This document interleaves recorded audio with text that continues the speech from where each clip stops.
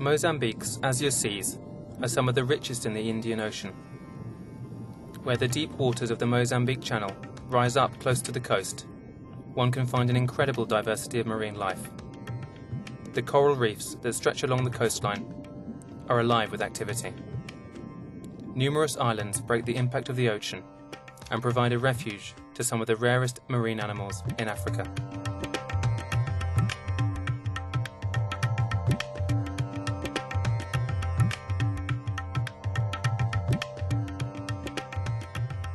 Here, in the Bazaruto Archipelago of Mozambique, in shallow waters sheltered from the open sea, survives a remnant pocket of what may be the last viable population of the East African dugong, a marine mammal that once inspired mariners to weave stories of mermaids. Now, these magnificent animals teeter on the brink of extinction. A movement on the surface. There is no telltale spout of water to indicate the presence of a whale or dolphin. No dorsal fin. This is a dugong.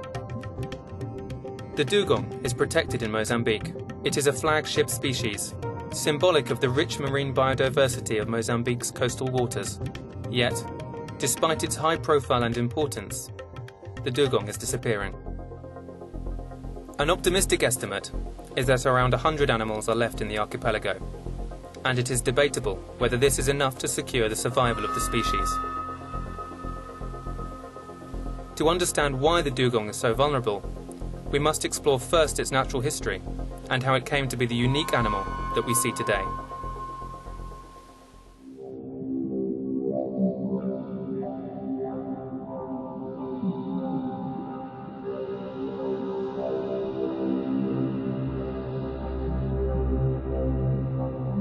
In some parts of the world, the dugong is sacred, worshipped as a spiritual being.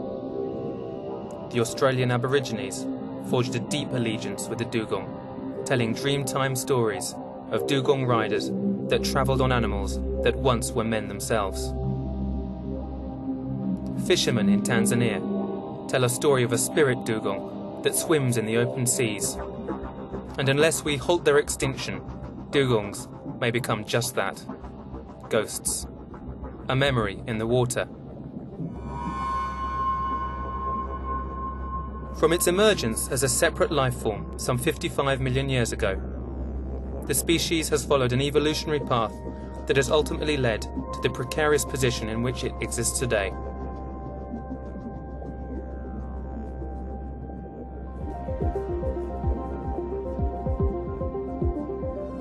The dugong survives on a diet solely comprised of seagrasses, from which it takes all its nutrients.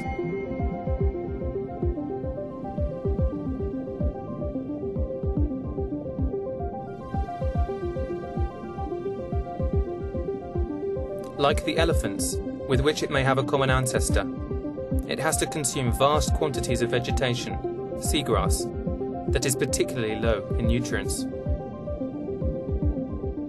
It is easy to see why dugongs have been called sea cows.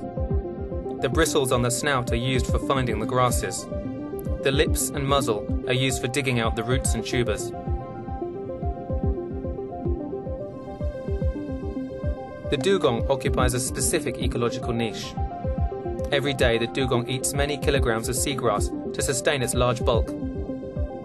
A dugong can weigh up to 300 kilograms and eats up to 1/5 of its body weight each day.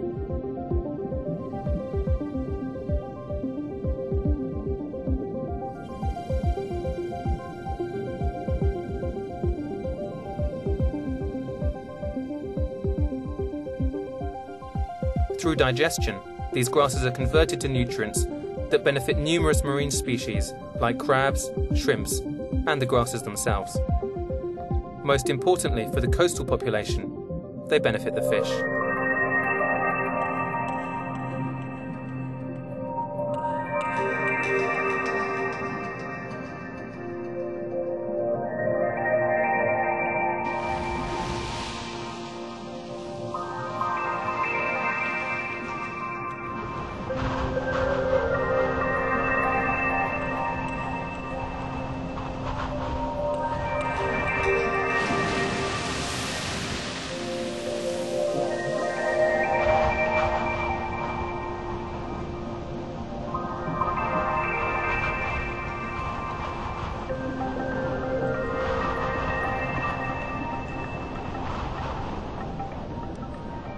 Herds of dugongs were once found all the way down the coast of East Africa, from Somalia to southern Mozambique.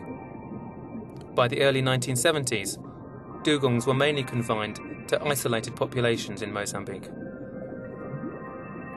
Historically, dugongs are found in the Indo-Pacific Ocean region, through the Middle East and over to Asia and Australia. Today, the population in northeastern Australia is the only dugong population free of the risk of extinction. The loss of remnant populations will seriously diminish the genetic viability of the species as a whole. Those in Bazaruto may be the largest single population in East Africa, and indeed the only viable breeding herd.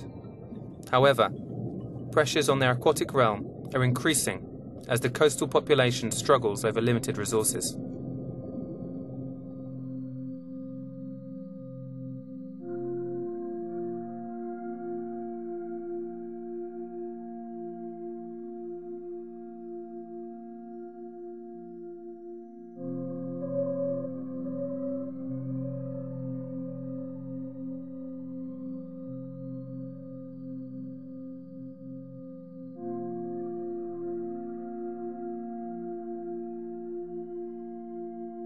Dugong lifespan is long.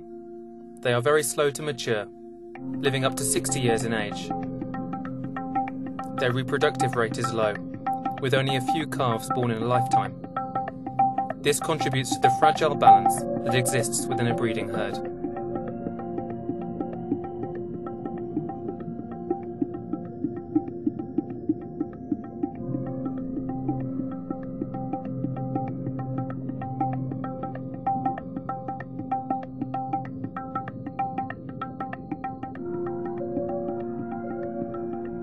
Dugongs do have natural predators in the form of sharks, but pressure largely comes from mankind, primarily from fishing nets used in seagrass habitats. There are also other forces at play. Fishing is not the only culprit. The tourism industry may not be blameless. Sewage discharge, sedimentation, and pollution all affect seagrass habitats.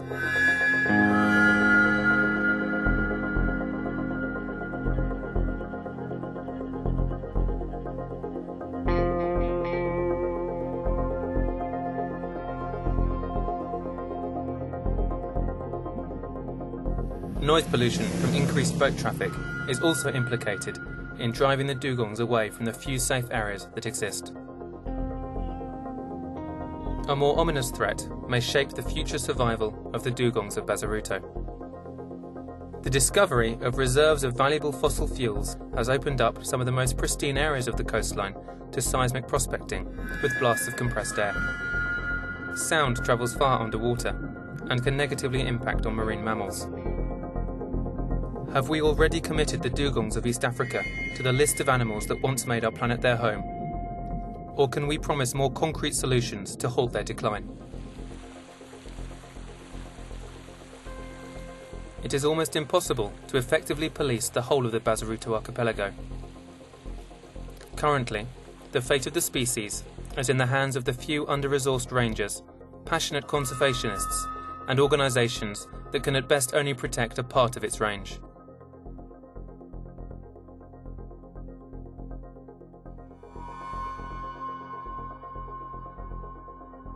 Poverty and lack of knowledge both play a part in an emerging problem that affects wildlife throughout the developing world. Conservation of endangered species is often difficult, and marine mammals are especially vulnerable to environmental change. Even though in theory, policy can influence the conservation of species, change must come from the ground up, with the emphasis put on ownership of natural resources by local communities. The commodification of wildlife can help, but will it be enough to ensure the survival of the dugong? Now is the time to act, and act fast. Protection must be scaled up, along with increased community participation, if there is to be a chance of safeguarding the archipelago's natural riches. The past 200 years has seen the extinction of some of the most unique animals ever to live on our planet. But we have also been able to bring some of them back from the brink. The decisions that are made today will impact not only on the people of Mozambique, but on the entire planet, now and in the future. As tourism in the region grows, it must play a proactive part in conservation. Mozambique's coastal communities hold the key to the survival of the dugong, but only by working in partnership with all the stakeholders in government, tourism and conservation. With this mutual responsibility, we may still share the waters with Africa's last mermaids for many years to come.